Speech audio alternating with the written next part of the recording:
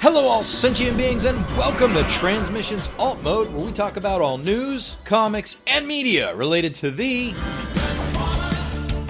On this episode of Transmissions Alt Mode, we are joined by the bell-bottom king, Dr. Pants, as we review Transformers issue 27. Is the next live-action Transformers movie going to be about Beast Wars? And don't forget to let your voice be heard in our Best of 2020 survey. Today is Friday, February 12th, 2021, and this is episode 220 of Transmissions Alt Mode. Welcome to Transmissions Alt Mode, the podcast that knows voting is extremely important to determine the best Transformers toys and comics of 2020. I'm your host, Charles, aka Big C, and I'm joined by the excellent Transmissions team. Jeremy, aka Yakko. Hello. Scott, the illustrious Dr. Pants. Howdy, everyone. And Daryl, the Cybertronian Beast. Hey, everybody. Let's talk Transformers. All right, and as always, we start off the show by thanking our Donatreons, those lovely people who give us money on Patreon and PayPal. Thank you so much for continuing to support the show. We really appreciate it. And if you'd like to become a Donatreon, just go to transmissionspodcast.com/support. You can also help us out by buying merchandise from our TeePublic store. That's at transmissionspodcast.com/shop. You can also check out our friend K-Girl store at tpublic.com/user/superstark. We've got lots of shirt designs and masks and other merchandise you can all get from our shop. And if you buy anything from TeePublic through our link, that helps out the show. So remember, transmissionspodcast.com/shop. Also, this week, TeePublic has a site-wide sale where everything is 35% off. That is ending today as this show goes up. This is the last day for that, February 12th. So if you want to get cheap $13 t-shirts and everything else 35% off, you got to order today. And I'm sure TeePublic will never have another sale again. So this is your last chance. They're so rare. In case you couldn't tell, I'm being sarcastic. All right. Also, we've got the next episode of our live play RPG podcast, Transformers RPG podcast, Empire of Rust. So this Monday will be episode 43, Fix-It Fabrication Junior 2, Fixing It Faster. So that'll be out Monday, February 15th. So stay tuned for that. It should show up in your main Transmissions podcast feed if you're subscribed to the main feed. If not, just go to transmissionspodcast.com/rust. Also, this is the last day for our Best of 2020 survey. So get your survey answers in by the end of the day. So by midnight Eastern Standard Time. That will be the cutoff when we will stop taking responses from our Best of 2020 survey, and then we will get all the results and report them back to you in a future podcast. So look forward to that.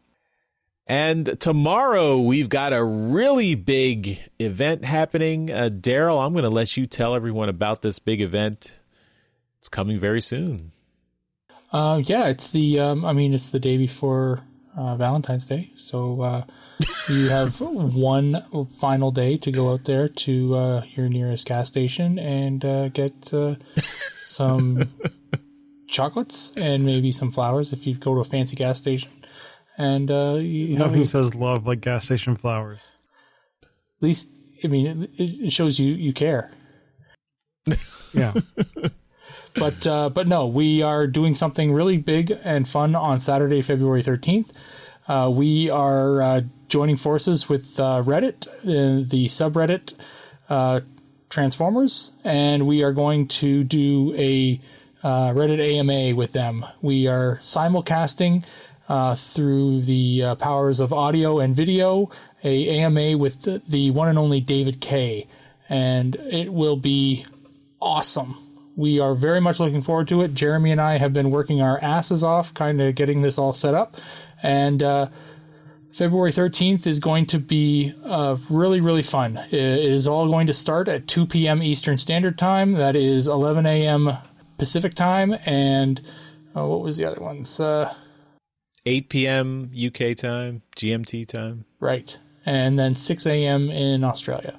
So yeah, so that's really awesome. We're really excited about it, and we are going to be talking to him for probably about an hour, maybe a little bit longer than that. And you will be able to submit questions through the Reddit post that's going to be on the Transformers subreddit. So it should be up there right now. And on Saturday, we will have him, and he will be talking to everybody, taking those questions from the Reddit's post, and then answering them. And because he is a voice actor, that's I'm sure we're going to get some fun voices. And we've also got a bonus or a fun little treat in store for everybody at the end of the AMA. So you're going to want to be there for this. It's going to be fun. And yeah, really, really a great time. So yeah, Saturday, February 13th at 2 p.m. Eastern. That's David K's Reddit AMA. So be there or be square. Ringing endorsement. All right, well, let's get on with the show. And we'll start off with some comics news. All right, we've got a bunch of stuff coming up. We've got another interview with the writer on Transformers Beast Wars. This is from Newsarama, which is now a Games Radar site. I didn't know they were affiliated, but yeah. It's been like that for a year or two. Oh, shows how often I visit Newsarama. So it's an interview with Eric Burnham, the writer on Beast Wars. So you can check out that interview as he's talking about getting the chance to reimagine the classic Beast Wars story. I still think it's really cool that Burnham and Burcham are working on the comic. So really interesting that their names are one letter apart. Mm-hmm. From the minds of Burnham and Burcham comes Beast Wars. Attorneys at law. And speaking of Beast Wars art from Josh Burcham, we've got an image of the cover of issue 2 from Josh, so you can check that out. That features both Pterosaur and the new character Nyx. So that's an interesting little juxtaposition there. And yeah, congratulations again to Josh. We talked about Beast Wars issue 1 last week, and I'm looking forward to this comic. This is really it's really great to see a reimagining of Beast Wars, and it's also really great to see Josh Burcham doing art on the whole comic. And he's been a longtime friend of Transmissions. I believe he was our first IDW artist interview back in the day, way back in like the early days of Transmissions. So Josh, we're rooting for you. Even Daryl, who hates Beast Wars. I like Josh. And we've got another cover image. This is from Transformers Escape issue 4. And this is a retailer incentive cover with art by Red Powell. And this shows Hound, Road Rage, and Nautica looking very frightened. And looks like, is that Diatlas up in the background there? That's what it looks like. So something bad is happening as these, I guess they're technically not Autobots, but I'm going to call them Autobots. They're working to save their alien friends who have taken sanctuary on Cybertron. So Atlas doesn't look concerned. Maybe he's the cause of what they're surprised at. Maybe. All right. That's all the comics news. So we will move on to our comic review. This week we are reviewing Transformers number 27, War World Moon. And this is written by Brian Ruckley, art by Fico Asio, colors by David Garcia Cruz, letters and design by Jake M. Wood, editor David Marriott, assistant editor Riley Farmer, and supervising editor Tom Waltz. And we have 3 covers. Cover A is by Livio Ramondelli, and that's Astro Train Ready for Battle. Cover B is by Red Powell, and it's Cosmos watching the skies, as you know, looking wistfully, longingly up in the skies, up in space. And then the retailer incentive is by Nicole Gao, and this is Sunstorm. Looks like he's being dropped into the fire, into a sun. So it might be an indication of what happens in this book. Is it Sunstorm? Kind of looks like Starscream with the colors. Based on what happens in this book, I'm going to guess it's Sunstorm. Based on the colors, I'm going to say it's Starscream. But looks pretty orange to me, Daryl. I mean, the chest looks pretty red, Charles. I'm just saying. But okay, I mean, I read the book too, and I get what you're saying. I'm just saying this looks an awful lot like Starscream. I mean, they all look like Starscream. What? They're Seekers. All right. Well, let's get into... Oh, wait, no. Let's decide which covers we like. So, Dr. Pants, which of these 3 covers do you like? I think they all look pretty good, but I'm a sucker for some Livio Remendelli artwork. That Astro Train cover is just badass. I love it. And that's the cover I got, and I'm pretty happy with that. Cool. Jeremy, do you have a favorite cover? I have to agree that Livio art, I mean, just Astro Train just looks really sweet, just in that landing. And I would say the Cosmos art is also good, but the Astro Train really takes it for me. All right, Daryl, which cover do you pick? Well, I was looking at the Starscream one, but then the last discussion has thrown my entire being into question, so I don't really know what to think of life anymore.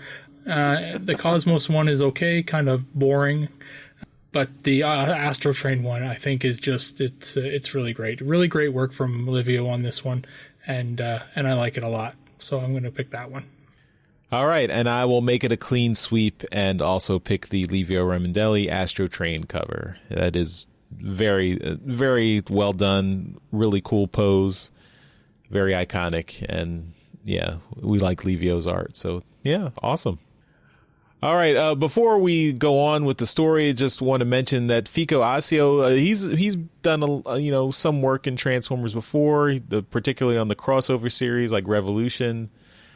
And he's now going to be working on a new Mr. Miracle series in DC with writer Brandon Easton, another Transformers alum and friend of the show. So that's a cool little tidbit. So good. Congratulations to Brandon and Fico. Brandon's got some Superman work right now too. So yeah, Transformers alums hitting the big time. I'm sure his work is super as well. It is super, man. So congratulations, Brandon Easton and Fico Asio. All right, now let's get into the story. Novastar preps her team, Windblade, Springer, Smokescreen, and SureShot for their operation to confront the Rise on the Winged Moon. She warns them to be ready for anything, even though they should have the element of surprise. Their transport ship, Skylynx, with his distinctive bravado, assures Novastar and her team that he will get them to the moon's surface undetected. On the moon, the Rise team, led by Slipstream, is not having much luck breaking into the moon's system control station. The engineers defending the station have barricaded themselves inside, and the entrance door is welded shut, impervious to their assault. So Slipstream sent a secondary team led by Blackjack to find another way in, while they keep up the frontal assault as a distraction. Inside, Huffers leads his small team of civilian engineers to try and keep the moon from falling under the control of the Rise. He's sure the front door will hold, but the Rise has Hotlink with them, an engineer who used to work on the moon. In time, he'll help them find a way in, despite their efforts to seal off the control station. They know the Rise has a smaller-sized infiltration troopers working for them, since they caught the bot enemy in the station siphoning off Energon. But when Huffer's team barricaded themselves inside, they got cut off from their prisoner. And just then, Shadow Striker uses some explosives to blast a hole into the station, leading Blackjack's team inside. They find their comrade enemy, who is happy to be rescued. Of course, his fellow Rise teammates had no idea who he was or why, or that he was even here. They free Enemy as they continue to explore the station, trying to find a way into the control room. But the engineers have not made it easy. They've rigged up booby traps to stop the bots from going further, and Tracer triggers one, getting a nasty electric shock. On the moon's surface, Astrotrain alerts Slipstream that there is a spaceship approaching the moon, and it looks like Skylynx. Slipstream tells Astrotrain to intercept and verify that it is all of Skylynx. She was right to be concerned because Skylynx is a bot that can split his form into multiple components.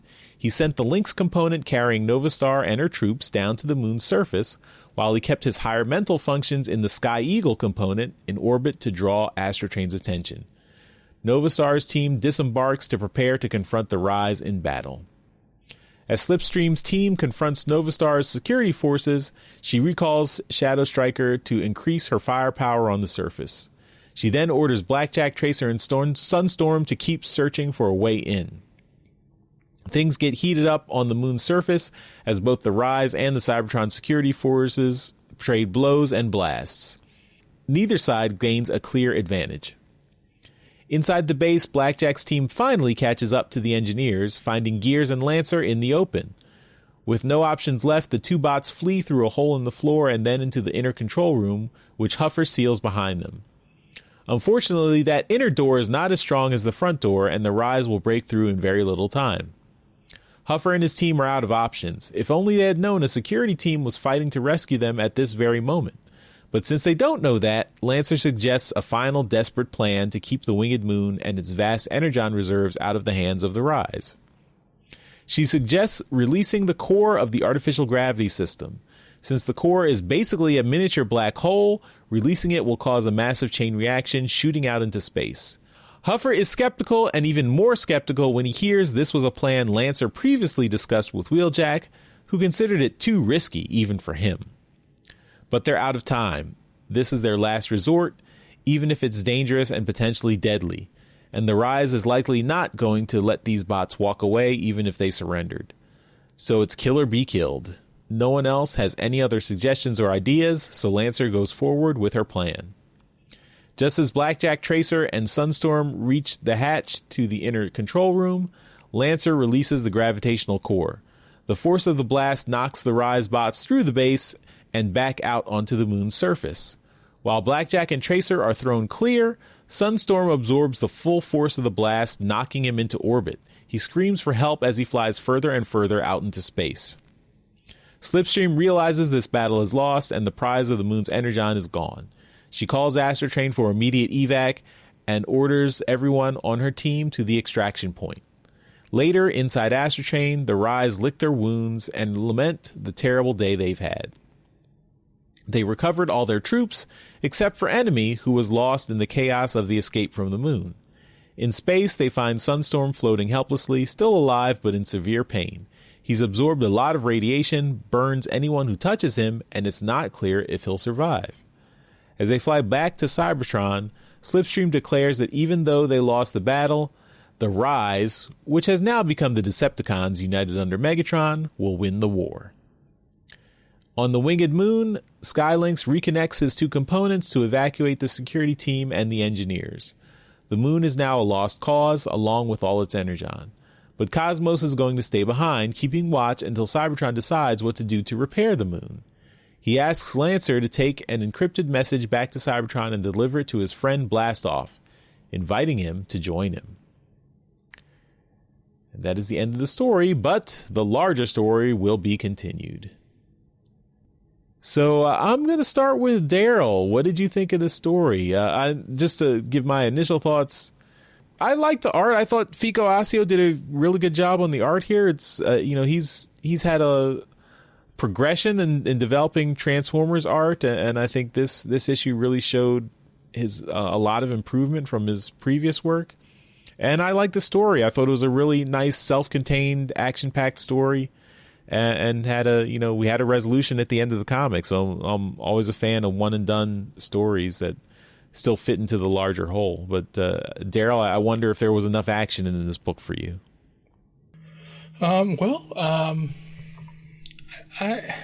it's weird because there was action, but it seemed not actiony enough, you know?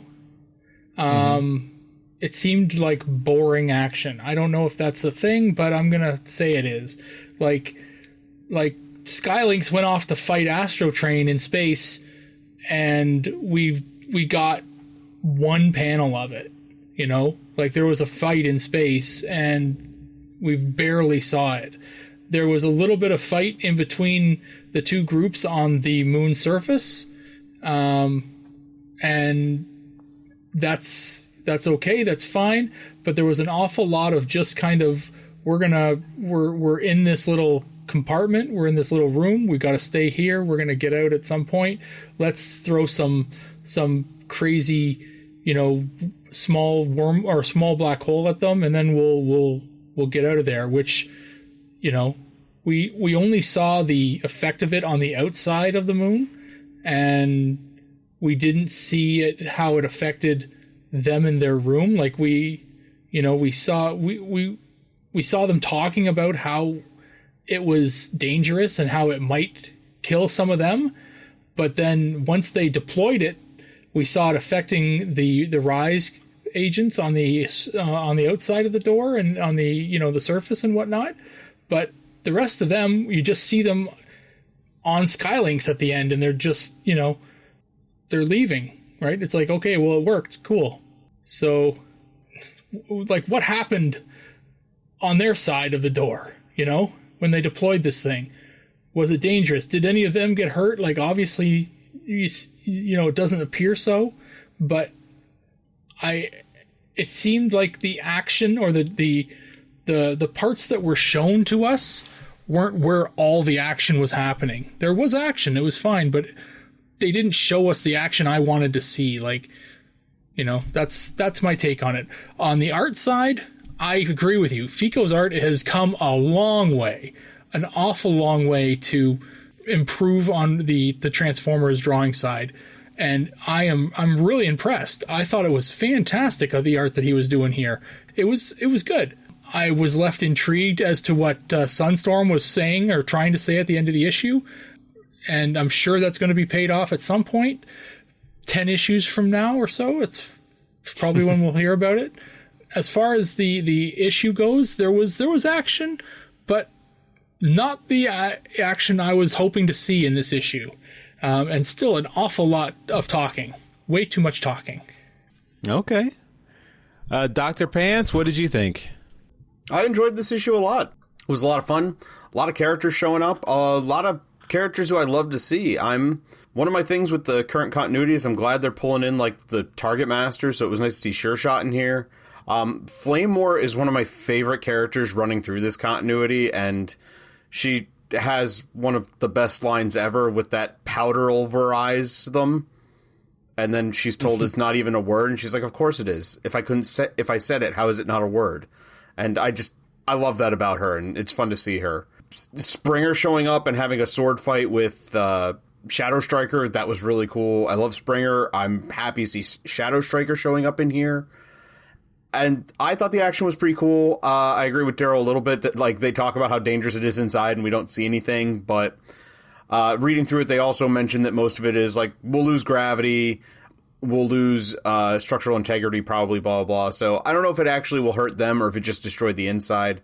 Would have been nice to see what happens, but on that note, I love the panel where the beam just starts to go through Sunstorm and it goes through the chin and pierces him through the top of his head before it, like, explodes.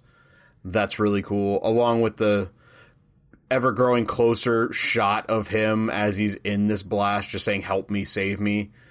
But I like the issue. I like to see this resolution with the stuff on the moon after we had that setup to escape. And artwork-wise, I love the artwork. I did not expect to enjoy it as much as I did. It was really dynamic. It was really, really good looking. I think the only thing I have an issue with the art is the shot of Astro Train, like that, like, third of the page panel of him standing there. It just reminded me of Ironhide from Transformers versus Visionaries. Because didn't Fico do the work on that? Did he do the artwork for that? I believe so, yes. Like, it looks almost just like what I remember Ironhide in that series looking like, and it kind of gave me flashbacks to that series, which is not something I want to remember much. So, but, I mean, otherwise, everything looks really, really good. I think he did an amazing job, and he's gotten so much better at the Transformers art, and some of the action shots are absolutely gorgeous. So, I like this issue a lot. I felt it was a really, really cool story, some good action, and a really, really good read.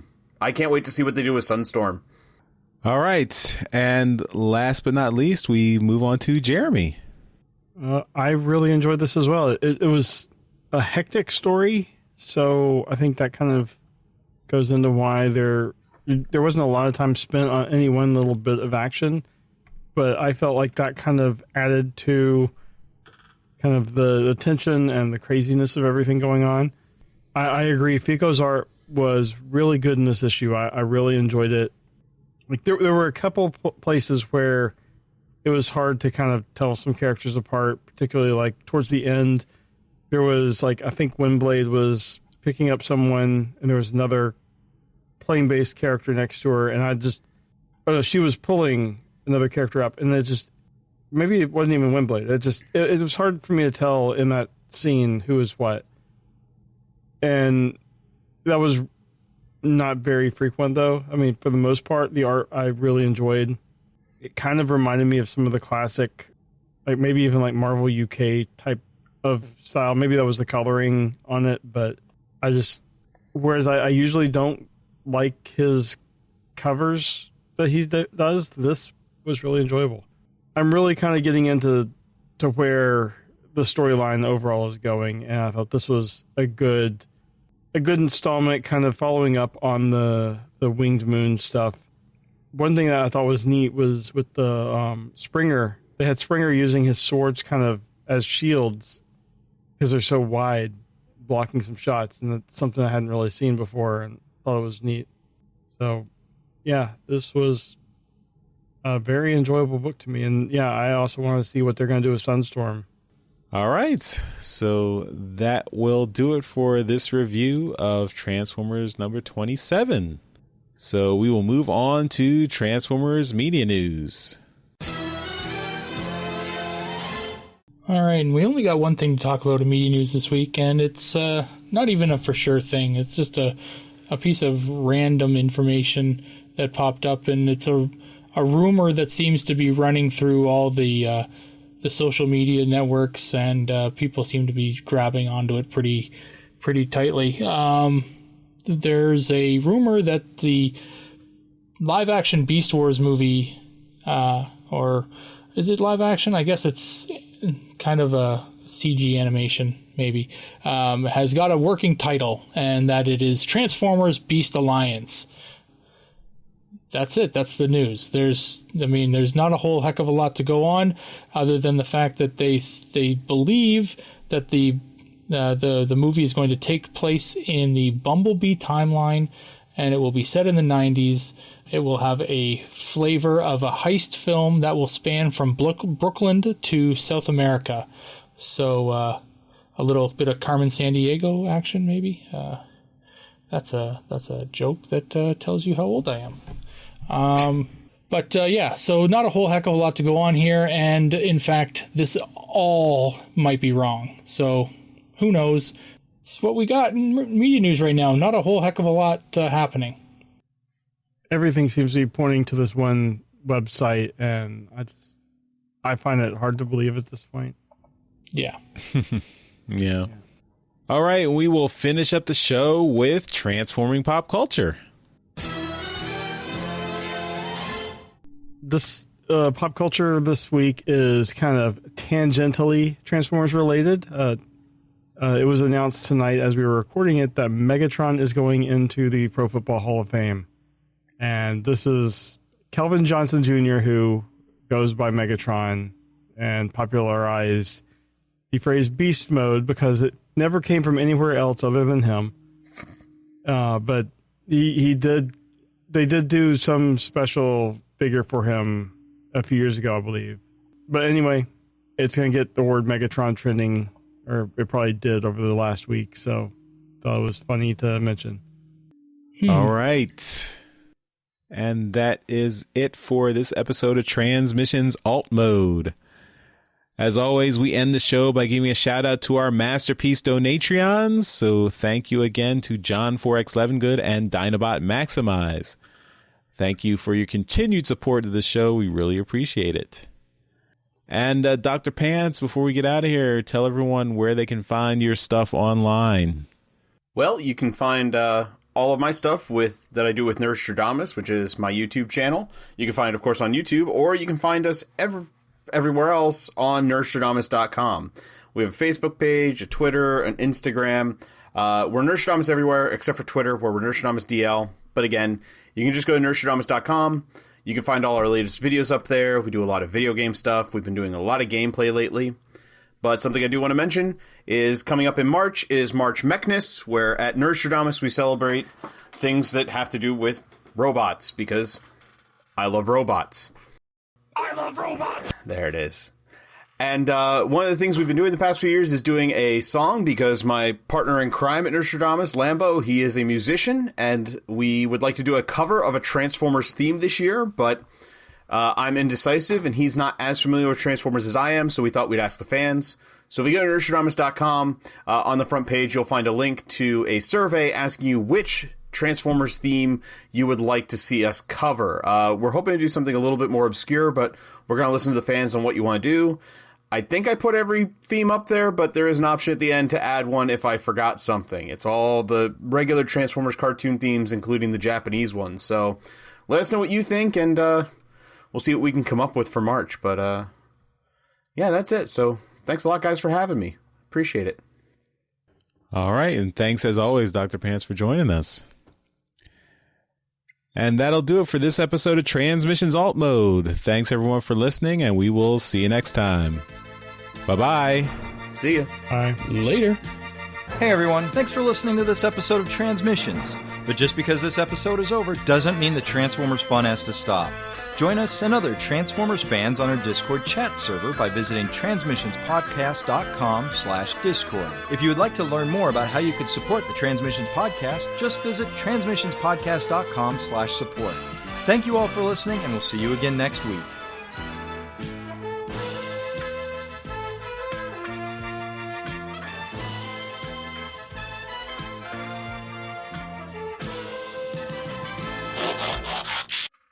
Got it? Yep. I got it. Yes. All right. Yes. Yes. Yes. Terrorize. All right. Terrorize! No. Side guns! Is that the button from the convention? Yes! I should probably store it without the batteries in it.